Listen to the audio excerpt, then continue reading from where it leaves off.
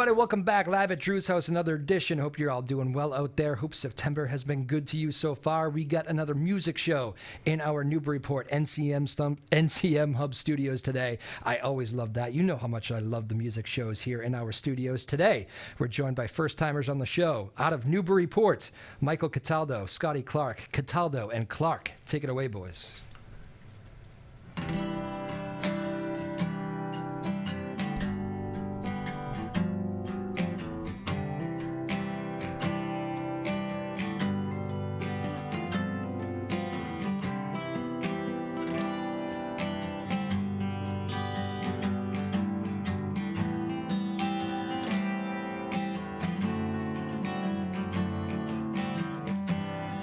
Just need someone to help me walk me into the light, get me past the graveyards calling, teach me to whistle at the night. I have tried this by myself, chills me to the bone. Just need one hand to hold on to. Help me make it home, 'cause it feels like I'm walking on water. Lord, it feels like I'm walking on water. Yes, it feels like I'm walking on water, and I just might drown. There's been times I fought with the devil, many times I have won.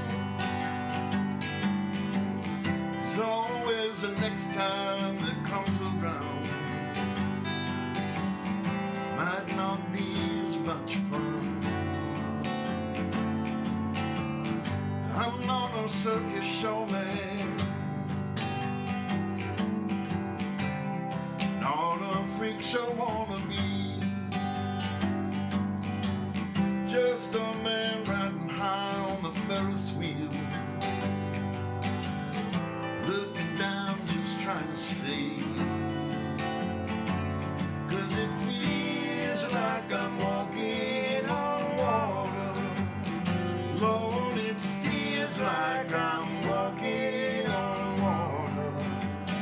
Yes, it feels like I'm walking on water. And I just might drown. Then I remember your loving face, and everything falls right back into place. I remember loving you, you loving me.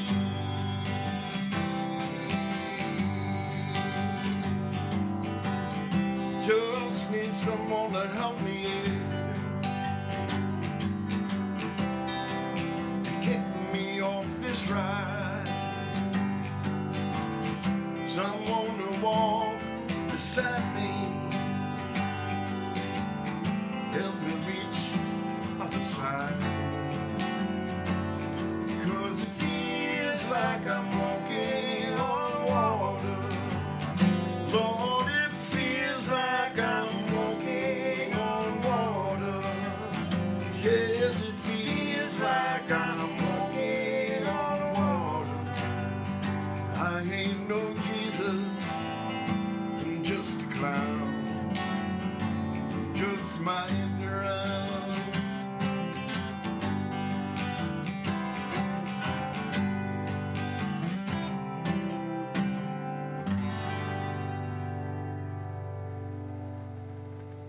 Woo! All right, Cataldo and Clark. Joppa Afternoon Drive, live at Drew's house from Newburyport. Beautiful, boys. Sounding great. Excellent. All right. So who wants to tell me the backstory on that one? Well, Good to meet you, Michael and Scotty, by the way. First time. Always love having first timers. I have to say that before we get going. So thanks. It's good to be here. just grab that microphone there, Michael, and talk right into it. Well, the beginning of that song is pretty much anybody that experiences depression, addiction, or social invisibility, and they have trouble. It's always best to try to reach out. And eventually you come across someone from your history, whether it's a lover, your mother, a friend, a religious figure, that comes through and helps you find a way through whatever it is you're dealing with. That's basically what the song is. It's beautiful. Is that an older one, or? It's a couple of years old. Couple of years old? Gotcha. Very good. I know you hit on a lot of, I was reading a story the other day about how so many of those problems you just talked about have only increased with the pandemic. Sure. So I know it probably hits close to home for a lot of people. How did you two meet? How did this trio come across here? I know you say you usually travel with a bass player who's not here today, but... We met at the Grog in Newburyport. Yeah. They have an open mic night, and it was in July of maybe 2019, 2018. And it was quiet that night, and Michael was sitting at the bar. I didn't know him. He got up and sang solo, and I was sitting with two friends, and we just stopped and listened and said, man, I got to meet this guy. Wow. Just heard his voice. And so I introduced myself afterwards. He happened to have the same kind of guitars, and we just struck up a conversation. So he, kind of kept coming to open mic nights. And then I go away to Florida for the winter, and he said, hey, when you get back, why don't we learn a couple songs so that if we were playing it at open mic, we can, crush it. And 3 songs has turned into now, 35 songs. Wow, how about that? And I just love the way he played, so I thought it would be a good mix. But so he caught you first, though. So you were just kind of starstruck of somebody just. Yeah, he played first, and then I was playing second. And I said, I hope he sticks around and hear me play. So. Yeah, very good. Well, what a cool thing. Those open mic nights really are cool. I don't know how many of them you do these days, but they are fun, aren't they? They really are, and we really miss them. The one at the Grog was really special. Yeah. It was a great social, thing, just to air out new material, whether it's us or playing individually.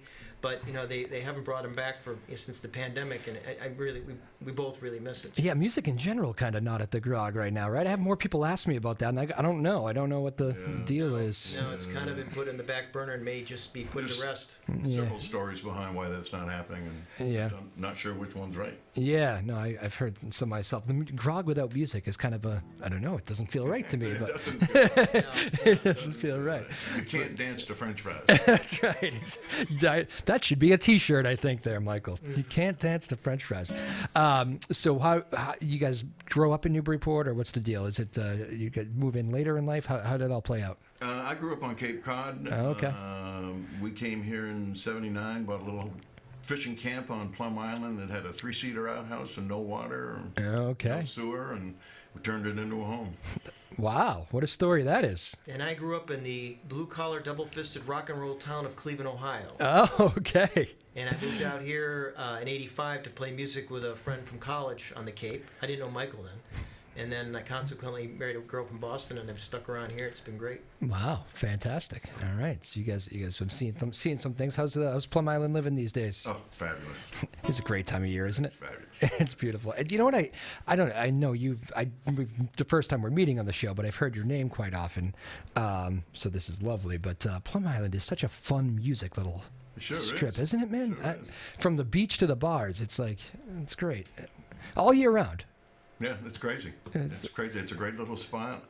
There's people there like, our friends Kevin and Sin, who are constantly doing something out there to promote music in one way or another. And it's just a great place. You got a couple of places there to play, a few bars to play at. And, so it's great. It's like the few bars all do music, so it's kind of cool, right? Yeah, I always like that. Newburyport's just a great music community. It's really tight. The people are really nice. I've been welcomed into it, and it's been great. Yeah, that's fantastic. How about coming out of that pandemic? Because I know obviously it was hard on so many musicians. I don't know. Just someday I'll stop asking about how was the pandemic for you, but it still feels like a question you got to ask. What was the deal? Yeah, it was tough. Michael and I would send tapes back and forth well, not tapes, recordings on our phones. Stuff. Yeah. And then that way, and then finally in 2020, he has a beautiful deck looking out on the basin, And so I got a dispensation to go out there, and we practiced out on his back porch, you know, because we could be outdoors that way. And that was kind of the first time we really got to dig into some of the songs. So there's a lot of noise in the background, some of those recordings when we were practicing. So that's where we got our foothold, I think, is like summer 2020, just playing outdoors. Wow, In his yeah. back porch. But then, you know, you had to worry about greenheads coming in July, and then there's mayflies and whatever, you know. Yeah, You always had seagulls in the background, Yeah, which was seagulls. always nice. always nice. Yeah, always nice for a song.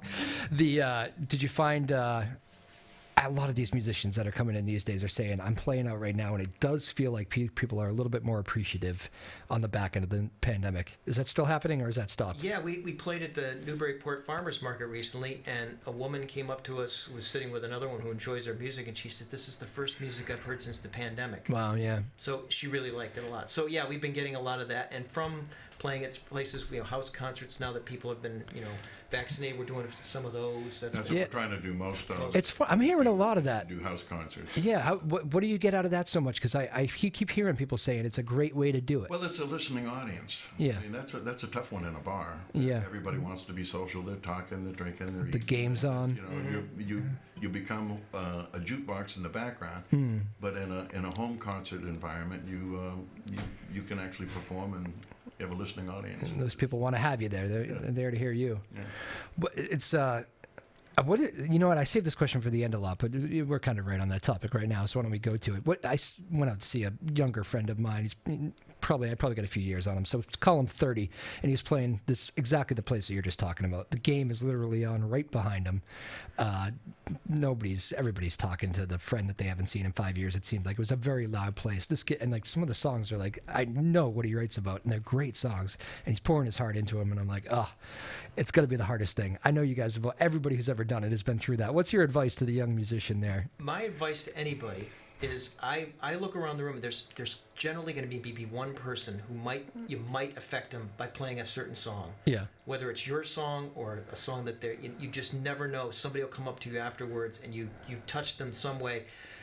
Sometimes people aren't listening, but every once in a while you'll see this is a song by, and they're like, "Oh, I saw them at concert. It was one of them," you know, and it just ends up bringing a memory back for them. So if you just play, if I get one person to appreciate it, I'm happy. So Scotty Clark, looking for that one face in the crowd. It's true. It's true. Same for you, Michael, or? It's true. Sure. Yeah. You get someone that it gets dialed in, and there you are. Makes it all worth it. There you are. Very cool. All right. Well, You get the person who might come up, play the rose, and dedicate it to my cousin in Oregon. And you're like, the rose? What do you think? I'm and that was last weekend's request, was it? Or every once in a while. that's the most recent one that's bothered you? Generally, people are very happy with our repertoire. So Excellent. Well, let's keep going into that then. What do you guys got for us next here? So this is a song Under the Moonlight. Okay. This is sort of speaks to the new world we live in, the internet, and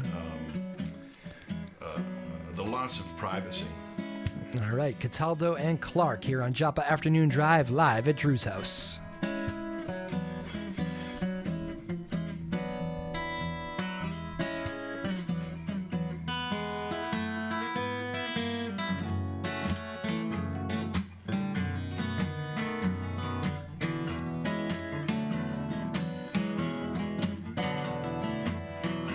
I can feel someone in my shoe.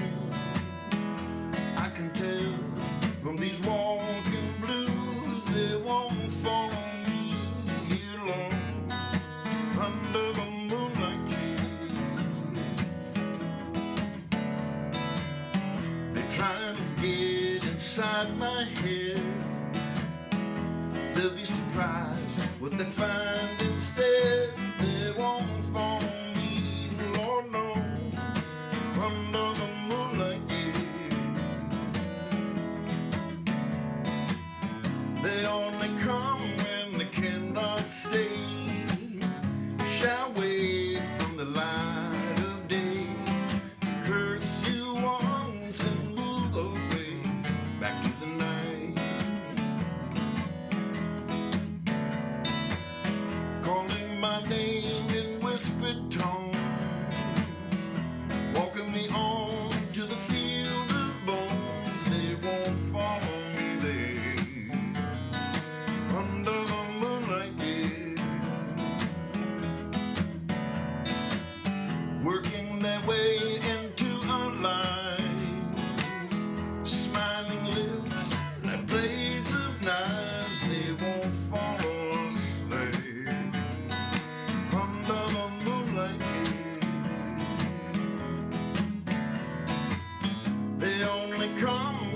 cannot stay. Shy away from the light of day. Curse you once and move away back to the night.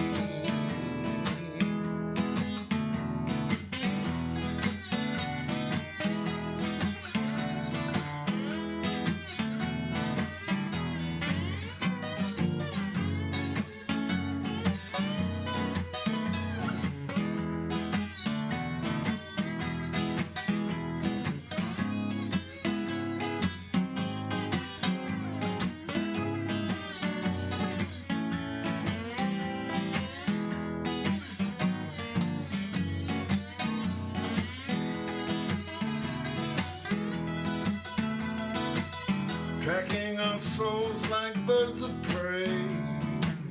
Making us stand is the only way. They won't follow us here.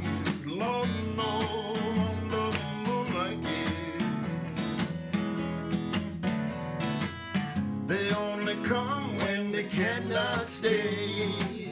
They shy away from the light of day. They curse you once and move away back to the night. They curse you once and move away back to the night.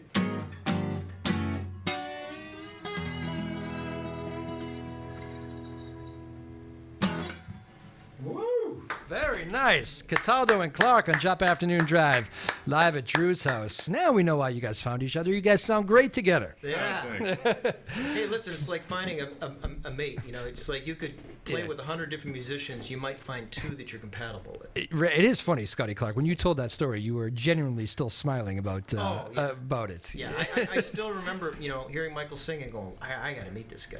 Yeah.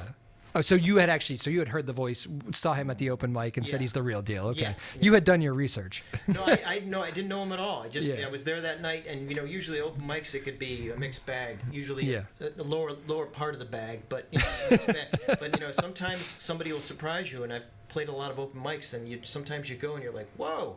You Yeah. know, some really talented people out there, and there's other people they need a little more work. Yeah. So. Well, there you go. Cool.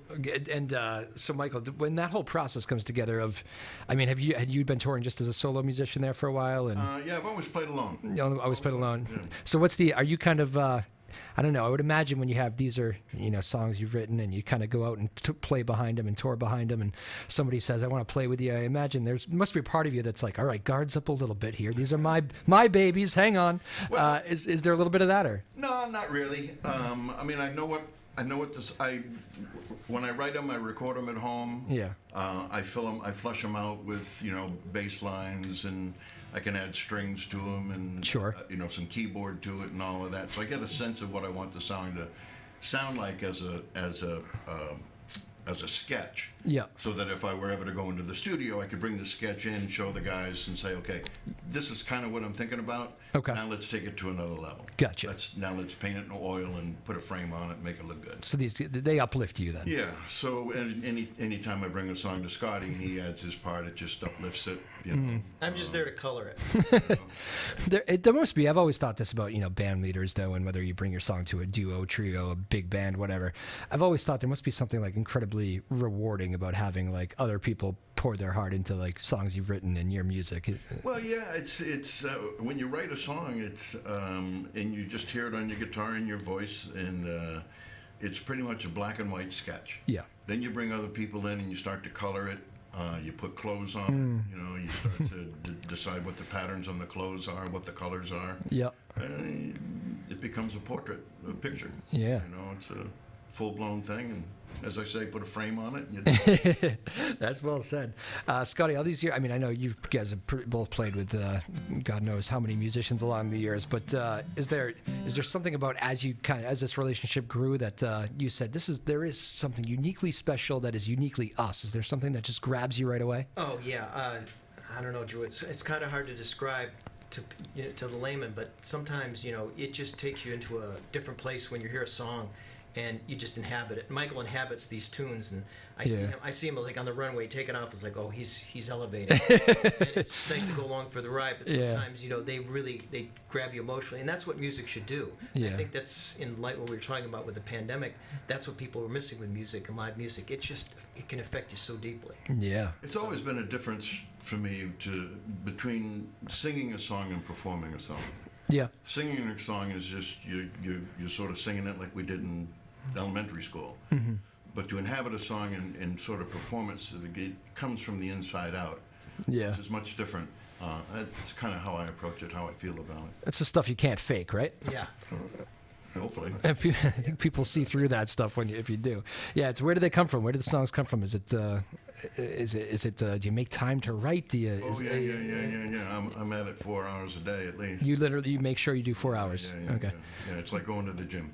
Really? Okay. Going to the gym, you don't do it, you don't get those musical muscles. Really? Okay. With that creativity. Because I mean, I know you know this. Not everybody does that. Some people say they can't get themselves to that structure. Sometimes they will hit them and then they run away to the bedroom or whatever they do. Well, see, the thing is, the way I've always looked at it is, you might spend the first 3 hours trying to write something and it's just not going anywhere. But you have to dig that hole to get down to that nugget of gold. If you don't dig out those first few yards of gravel or dirt, you're not going to find that. You're not going to find that nugget. So you got to stay at it until you get rid of all the crap, and then you find what you're looking for. What's the longest it took you to ever come up with one song? Well, you start writing something, and then I'll be playing it over and over again every day. I'll find a new way to say this line, change that line, change this chord, that chord. It could take weeks. Yeah. Take weeks to come around. I've dropped songs and come back to them a year later and found a new way to feel about it. Yeah. To express it. There's no real formula to it. Right. You just have to keep whacking away at it. Is there for you? Is there that one song that can be like it just came to me immediately? It took me 10 minutes. I put it together and boom, I had something, or not so much. No, it does happen. Yeah. It does happen. This next song I'd like to play is exactly about that. All right. So this is a song about trying to write a song. I sat down. I was trying to write. I was frustrated by not being able to get anywhere. So this song is about trying to write a song, having lost your muse. Everybody has a muse, whether you're a physical artist or a musician. There's something that moves you, a thought or something, and it just wasn't coming. I had lost my muse. Wow. So this song is about losing your muse, trying to find it, and not being able to write a song, but ultimately writing a song about not being able to write a song. That's what this is. There it is. All right, get right to it. Cataldo and Clark on Joppa Afternoon Drive, live at Drew's house.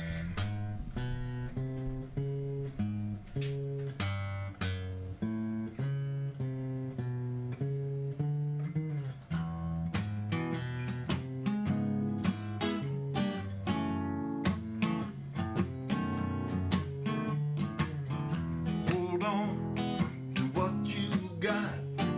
Might seem small, but it's really not. Never knew just what I had. No inspiration is really sad.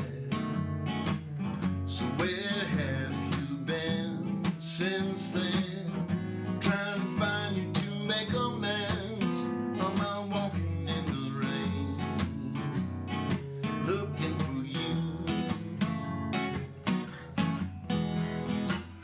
Every thought and word that I write just seems off, just not tight. And every thought that comes along just won't fit into this song. I have talked to Tito and Jack. They keep telling me you'll be back. Jimmy said that you had called. No information was left at all. So where have you been since then?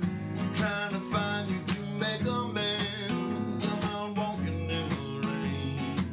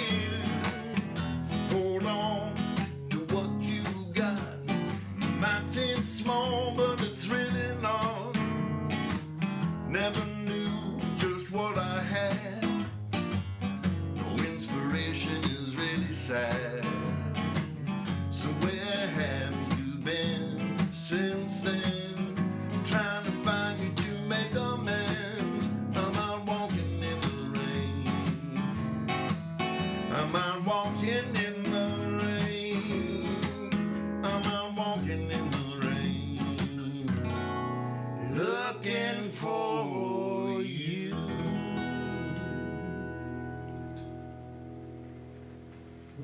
All right. Cataldo and Clark, Joppa Afternoon Drive, live at Drew's house from our studios here in Newburyport. Sounding fantastic there, boys. Nice going. Outstanding. You like the room? Yeah. Sounds okay, right? Yeah. I always have to ask the musicians if they like the room. I think it's a good feel to it. I get lucky here. We get some albums and CDs behind you. The high school kids that come in here have no idea what the things up top are. What are the big CDs? Oh my gosh.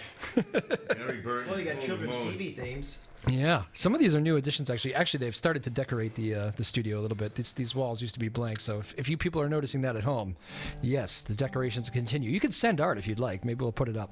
But again, Cataldo and Clark here in our Newburyport studios. First time on the show, first of many, hopefully. Hopefully, we can rope you into some more down the road. And we like to do that with the musicians that come on that we like. Again, my name is Drew Moholland. This is live at Drew's house, Joppa Afternoon Drive. Ryan Rothberg producing, Sarah Blackstone directing, and Sarah Hayden, the boss, is running around here doing a million things as she always does. Our small but mighty team here at the NCM Hub Studios. Influences, boys. Oh, Michael, go first. For me, my first was Mr. Richie Havens. Okay, yeah, that makes sense. He was an early influence on me, and to this day remains. Yeah, I know this is very cliche whenever you hear Richie Havens, but that Woodstock performance is just, I love reading about all the Woodstock stories, and just where he just starts playing and coming up with it on the fly. Was it Freedom he came up with on the fly? Yeah. Freedom? It's just amazing. Sorry to digress, but No. Joe Cocker, Leon Russell. Yeah. It's that type of thing. Yep. I love Etta James. Yeah. Those are pretty much my soulful side of influence. Gotcha. Good ones there. Scotty? A lot of black artists in there. I love Billy Preston in the '70s when those records came out. Yeah. Al Green used to knock me out. Aretha Franklin, artists like that. And then I got into ragtime and country blues, finger picking, type stuff. Yeah. Took some lessons on that when I picked up the guitar. But so many influences. Yeah. It's too hard to name. I got to see Billy Preston with Clapton when I was young, and I don't think I appreciated it. For me, it was just the organ player behind Clapton at the time. My dad was trying to tell me, I remember. Yeah. A lot of people don't. Sometimes it comes to you slowly. Yeah. But just a lot of that music, I just listened to the radio so much in the '70s. Just dug music so much, and that was in an era where you took a record album, you sit and listen to it, and read all the lyrics, and and then everybody in the neighborhood, there were large families, so they always had older brothers and sisters that had these cool records around, so you could turn on to different things. So it was a constant, wonderful time. So you guys have those influences that are decades back. Does the current music scene? I know for a lot of people they say it scares me a little bit. Some of the stuff that's coming out. Others will say no. There's a lot of good stuff. You just gotta know where to find it. Where do you stand on that? There's a lot of great stuff. There's always stuff out there, and just something can grab you. And simply as walking through a store, you might hear something. I keep sound hunt on my phone, so if I hear a song that grabs me, I just to see who the artist is, so I can kind of be up on top of it. Yeah. How about that? But the technology, as good as it is, it can be abused in music. I think that's what bothers a lot lot of people, right? In what way? It's just that. What do you call that whole? The voice thing. Where they're not really singing, but it's like the. It's the pitch modulator where they don't really. If you heard them live, they'd be a horrible voice. Yeah. Or maybe not even. I don't even know. But it's just sometimes. Well, that doesn't sound like a person at some point. But I like to hear people. But I don't know. So it can be used effectively, I guess. But. Monotone, is that what it is? Some of the impurities of a song could be beautiful. Yeah. A lot of songs that I've heard, I found years later, like somebody made a mistake, like on Sitting on Dock of the Bay when he was whistling at the end. Oh yeah. He was whistling because he forgot the lyrics, and they kept it in. Is that a true story? Yeah. I never knew that. So. Really? You didn't know what to sing there, so you just started whistling. I did not know that. Yeah. Thank God he knew how to whistle. That's right. Yeah. I wouldn't have that luxury myself. It's like one of the most beautiful mistakes ever. You wouldn't know that song without that part. That is fantastic. Just those happy, those wonderful, and that happens in our stuff. When Michael gives me a song, and all of a sudden I'll play something on the wrong part of the string, and then I'll think, well, wait, that sounds pretty good, and then it ends up making its way into the song. Yeah. So That's fine. I mean, you can imagine I have a lot of especially the younger artists that come in here. If they say, well, if I make a mistake, can we start again? If it's really bad, I guess we could do something and do a restart. But I really think you just react to it and just go. And so many times it ends up being like a great moment for these artists. They like learn to go on the fly, and I don't know. It ends up being a better moment for some reason. It's had to have happened to like Bruce Springsteen or Bonnie Raitt or Billy Joel or any. So as a Springsteen guy, I was at a show. I've been at many shows where he's forgot his lyrics. It's a lot of words in some of those old Springsteen songs. Yeah, But if you ever pick up the Live in Barcelona DVD, Bruce goes to piano, which is not his natural instrument. Yeah. He plays Spirit in the Night, a song he's done a million times, but he does it by himself on piano. Complete blank on the words midway through. Yeah. And he, to the point where he can't fake it. He just stops and he goes, no. Yeah. And the crowd cheers, and then he goes, wait a minute. No. Yeah. No. And then this is in front of a packed Barcelona arena. And then the crowd, then he ends up going back to the previous verse, picks it up and goes, it's another great moment. Kept the whole thing on the DVD. He obviously liked it, right? Yeah, if you do one of Michael's songs and he sings the third verse second, nobody's going to know that. Right, exactly. I forget a lot of lyrics. Yeah. I forget a lot, but I can mumble pretty well. Yeah, how do you do it? Because when you're singing these deeply personal songs, maybe you're probably not playing them every night. Maybe you switch up a set list or whatever. I don't know what you do set list wise, but it's got to be times where you go, I could use a teleprompter. Absolutely. Especially, I usually play with my eyes closed. Yeah. Because I get distracted. I'm like a crow seeing a shiny object out there in the audience. Yeah. It'll sidetrack my brain, and then I'm gone. I'm off the rails. No iPad is like a teleprompter or anything that you've tried. No. Yeah. No, The whole philosophy is that if you don't know it, don't play it. Yeah. This is something I Michael. know it. It's just that sometimes I forget it. We don't want a music stand or an iPad in front of us. We feel it's a certain level of professionalism we're trying to aim for, and we want to comb our brain and make sure that we have lyrics. Okay, we'll have some clams and mistakes. You play 3-hour set, it's going to happen. Yeah. But all mistakes purely intentional. yeah, we just, I like that. exactly. That's not an original. I stole that from some artist along the way. I don't know who. I think I do know who. I think it's Chad Stokes. I think I stole that from a frontman from Dispatch. I think I heard him say that one night. All mistakes are purely intentional. So I can't take credit for it, but I like that line during a live show. Quick little rapid. Usually when we have guests on the first time, I have to ask them some quick rapid fire questions. So we'll go. Let's go Michael first, then Scotty. You have the advantage of hearing the first answer. All right. Best concert you ever seen? Best concert I ever saw. You might want to go to Scotty on this one. Go ahead, Scotty Belmo. I would have to say, my wife and I were just talking about this yesterday. Average White Band. Oh. Yeah. When? 1980. They were kind of, they had already had their 70s period, but they were touring, and it was at a theater in the round near where I lived. Somebody got tickets, got to sit there, and it was just like to hear these songs live that I dug as a 12 or 13-year-old, and at the time I was probably 19, 20. So like 7 years later, and just to see these guys play these great soul tunes live, and they were just monster musicians. And it just knocked me out. Sweet. Yeah. I think Mr. Muddy Waters, I saw him at an really old club in Chicago. I was there on work, and there was just a couple of great places there. He was wonderful. Wow, good one. Might kind of overlap on the next question because I was going to say, what's your favorite city to go see music in? I gotta say Chicago. Is it? Yeah, I've heard that before. There's a place called Kingston Mines that just outrageous. Just a great little club. Been there forever, and yeah. There you go. You got one there, Scotty? I would say, it'd probably be Austin. Austin, My wife took me there once for their birthday. Went and saw Junior Brown live. Plays there already. This club every Sunday night at 7:30. The place is packed. He probably played the same songs and the same set list over, but he makes it feel organic. And it's it's Music City. It's live music. So you haven't been back, but I would say that's for city. I'd say Austin. I did Austin last summer. It is a great music city. Right. It's fun. I found there's people that come in this room. I see more. How are you not a star? I say that all the time. There's so much talent that just comes through here. But there, you go to just a normal 2 p.m. on a Tuesday afternoon and somebody playing their heart out who's unbelievable. Yeah. Yeah, the guy that's flipping your burgers can probably sing the heart out. It's unbelievable, isn't it? It's funny. Apparently, I give something away. Maybe it was see, I'm battling a sunburn. For those of you, I had a bachelor party this weekend. Austin was a bachelor party last summer too. My friends have to stop getting married. We're done here. 30. Would you fall asleep on the sand? No, I even applied sunscreen. I'm just the sun won. It just hot Miami sun. You know, I don't know. Oh, that'll do it. That'll do Yeah, it for you, man. and I reapplied probably 4 times. I'm not even kidding you. People think I'm lying to them, but yeah, we got called out for being Boston people. So a performer just looked at us and goes, "Boston?" And with a table of 4 of us, we're being quiet. I was like, "How'd you know that?" He goes, "I don't know. I went to school there." Oh, there we go. It was interesting, right? Final 2 rapid fire ones. Best person. What's your favorite place you ever played in the entire world besides this room? I opened a show years ago at the Cape Cod Melody Tent. Oh, sweet. Yeah. Can't remember the name of the group I opened for. Dr. Hook and the Medicine Show. Dr. Hook. Oh, okay. Yeah.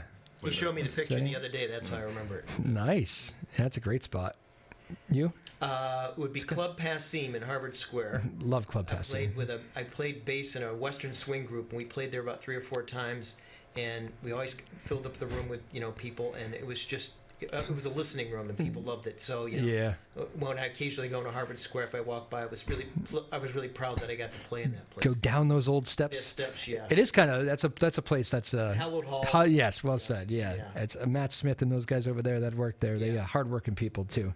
Matt came on the show actually during the pandemic because they were kind of leading the way in a lot of the quarantine, just being safe with masks. They shut down for a while, and so I know they were struggling a little bit. And I remember going to my first show back there. I knew they were doing staff shortages, like everybody else was battling staff shortages. And Matt not only took my tickets, got me the tickets, took my tickets when I got there, sat us down. I saw him delivering food to the tables and like introducing the bands. I mean, they were literally like 4 or 5 people doing everything in that place. I couldn't believe it. And just a hard-working crew over there at Club Passim. I always appreciate them and try to give them a shout-out when I can. Final question for you guys before you play us out with one. Is that cool if you guys play us out with one too? Sure, absolutely. We get a lot of the high school kids on the show too, if they're doing good in the community, that sort of thing. What is the best career advice you ever got? Who wants it first? You guys can trade off. I don't care. Follow your heart. Nice. Follow your heart. Short and sweet. It's inside you. Just got to find it and then ride it. And then we know where those songs come from. Learn how to learn. I guess Yeah, just that's like a good one. Yeah. it's just that it's like just go in and learn how to learn. Awesome. Well said. All right, there you go. Cataldo and Clark, this has been a pleasure, guys. Thank you so much for coming on. Thank you, Drew. First time. Let's do it again. If you guys can, if we can hold you to that, that'll be fantastic. We'd love to have you down the road, make you part of our group of fun artists here. Excellent. Hope you enjoyed yourself. Why don't you guys play us out with one? Bring us home here. What are we gonna do? This is basically a song from the perspective of the great grandmother, our planet Earth, sort of wagging her finger at humankind. All right. Ryan Rothberg, thank you. Sarah Blackstone, Sarah Hayden. My name's Drew Moholland. Cataldo and Clark taking us home.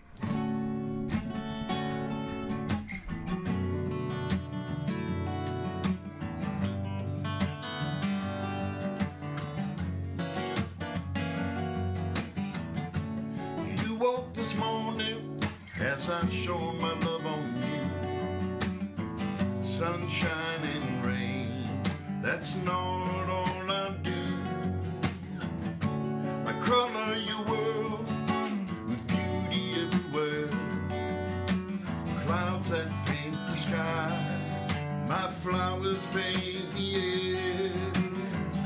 I've let you go, but you've gone too far.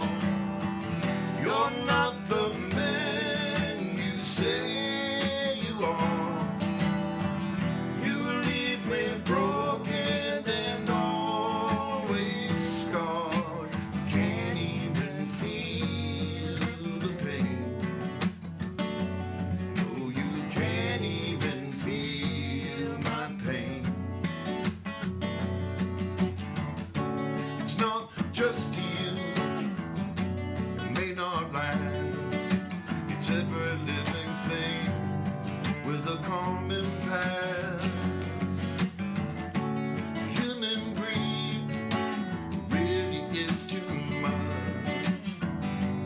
of the world that really want you to touch.